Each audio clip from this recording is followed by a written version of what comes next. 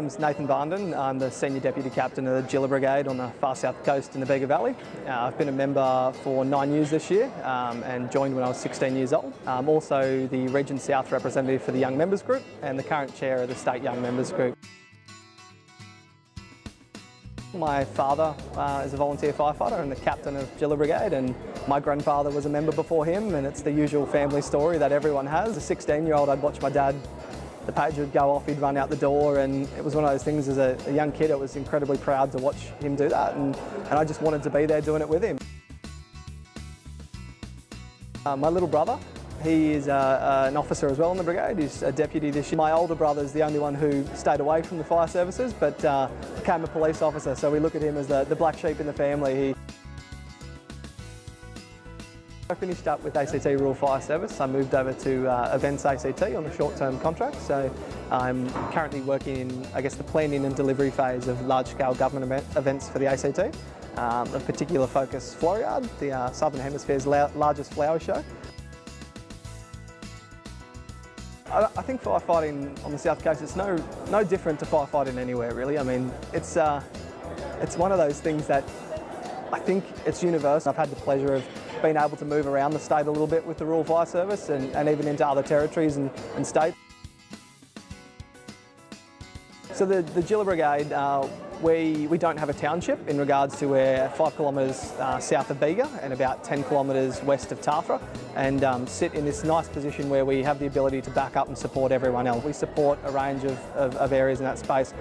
We do have 2 major stretches of highway, so there is, with that a percentage of motor vehicle accidents. Mostly it's the usual bush and grass fires and a change to things, and the occasional bird in a tree or cat in a tree. When I joined my brigade at 16, my dad was the second youngest at 50 years old, and then there was still a good age gap between him and the next youngest member. I was forced to step up and take on roles that I don't think I would have naturally done unless I was given that opportunity. We had long-term members who had been there for a very long time and had a lot of skills and knowledge, but were wanting to step back. I look at where we are now. Our entire brigade demographic has changed. We've got 13 or so members under the age of 25.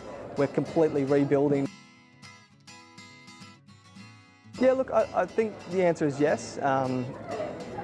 I think the Rural Fire Service is an incredible service, and it's an incredible thing to be a volunteer in, and I was lucky enough to do that for 3.5 years with the ACT Rural Fire Service and spent a bit of time as a paid staff member there, which was an incredible experience. It was an incredible opportunity, and I was fortunate enough to become an inspector while I was there and undertake that role, and at my age that provided some challenge. My first exposure to the Young Members Group was attending the Young Members Forum in Dubbo in, I believe it was 2013. I just walked into it without this understanding of what life was like for people across the service in areas outside of my little neck of the woods in far south coast. In all honesty, I didn't think I'd end up on the group. It just never crossed my mind that I'd actually get in, and then when I got in, it was a bit of a shock, and so then it's been 4 years of working for the Rural Fire Service, like for the Young Members Group, so volunteering, and the last 2 years as the chair of the group. The input and change we had to the internal service standard for long service medals. So historically, a junior and cadet member's service was not considered as eligible service for the long service medal. So we provided a lot of comment and a lot of rigorous discussion around why we believed it should be included, and that came down to the fact that at the end of the day, the long service medal is about a contribution to the Rural Fire Service. Your service as a junior and cadet member is now eligible to count towards your long service medals.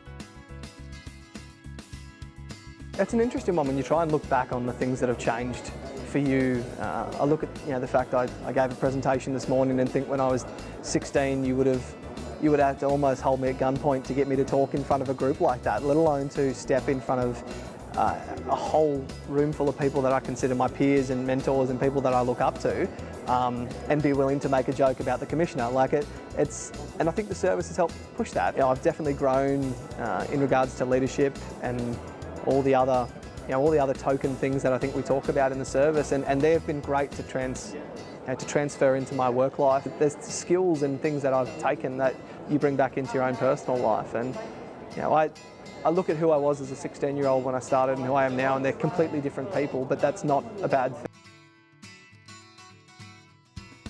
think that's a challenging question to answer because like, we all bring similar stuff. I think as a young person, I think that's one of the benefits about engaging a range of demographics in what we do is the ability to bring new thinking and new thought and look at things in a way that we don't historically do. And that's what I did for my brigade.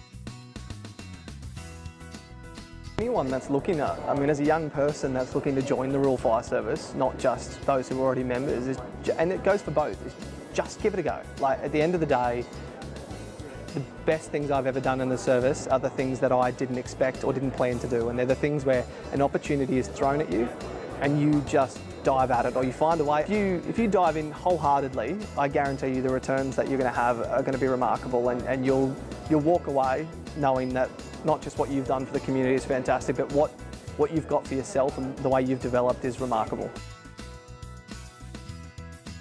I think I've got two nailed out in my head, which was just the first two things that came to mind, which I think is probably the point of what you're trying to achieve here. And the first two were trust and family, but I think that comes from I guess what pushed me into this in that family sense to begin with, and trust.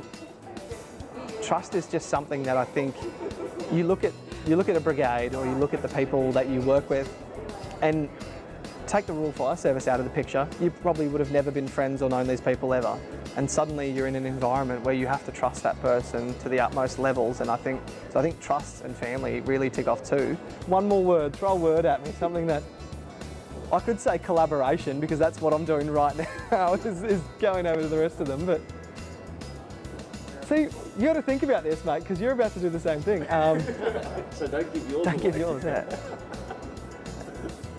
Yeah, look, let's go with collaboration. Let's do it because at the end of the day, I mean, yeah, teamwork and collaboration. None of this functions without being able to work with other people and to find a way to do it. And I think that ties nicely into trust and family that I've gone for. At the end of the day,